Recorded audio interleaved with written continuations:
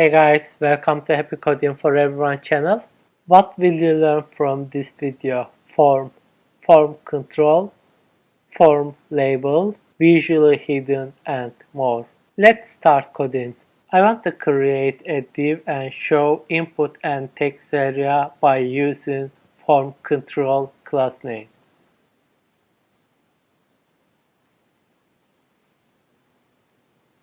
Let's assign a class name for div, margin bottom 3, and let's add a label, email address, and let's add our input area, type email, class name form control, and also we can add a placeholder. Let's say email at email.com. Let's save it and have a look at it. You see guys, this is our email input. We use email as a type specifically because we want to just add an email address. We will use that type in our future tutorials. Let me create another div and have a look at text area.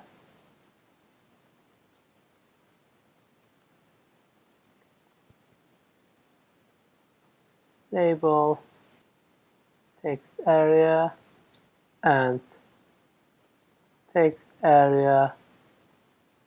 We will not use name and ID for now. We can delete them. Col and row is determining how big text area will be. Let's save it and have a look at it. You see guys, this is our text area. But we haven't assigned our class name.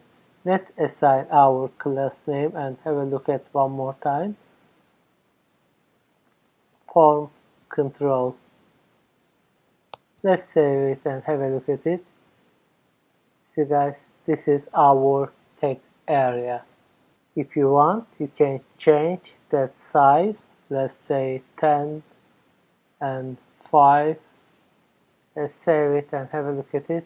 You see guys, you can determine size of your text area by changing columns and rows. Let's have a look at size. I'm going to create an input. Let me assign classes for that input. Form control and form control LG.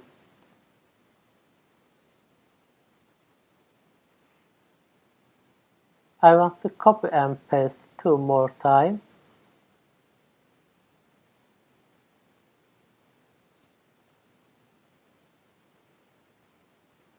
And I want to change some classes.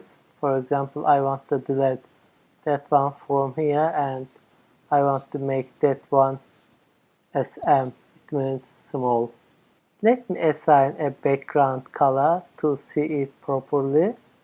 BG primary, BG warning, and BG info. Let's save it and have a look at it. You see guys, we can create different size of inputs like this. Let's have a look at disable it. Let me put a HR. I want to copy that one and paste 2 times. I want to add 2 different things end of the input. One of them is disable it and the other one is disable it read only. Let's assign value to see the difference. Disable it. Let's copy and read only. Let's save it and have a look at it. You can use input area with disable and read only tag. For example, If there is something you don't want users change, you can use disable it or read only. For example, let's remove that one. Save it and have a look at it. You see guys, nobody can change it. You can use disable it and read only like this. Let me remove that text too. Let me remove that background colors and save it. Let's have a look at it one more time. Disable it and read only. Let me create another form to use read only class one more time. Form. We don't need action for now. And let's assign a class name. Row G3 div call auto. And let's create a label. Email. And let's assign a class name visually hidden. And let's add an input,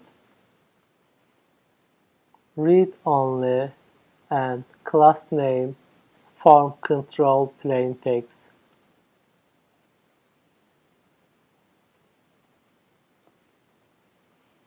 And let's assign a value, email at email.com. Let's save it and have a look at it. So guys, we see this just our email account. Let me remove that one and let's have a look at what we see. You see guys, we see the email label. Sometimes you may consider use something on your site but you don't want the display on user side. So you can use class visually hidden and that one is just plain text form control. Let's add another input. I want to copy that one and paste one more time. Password. And our type must be password. We don't need read only. And we don't need that one. Just form control.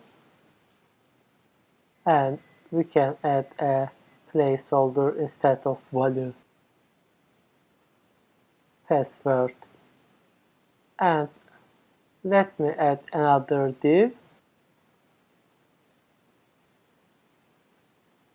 with button, type submit, and class name btn info. And let's give some margin bottom 3, and let's say confirm. Let's save it and have a look at it.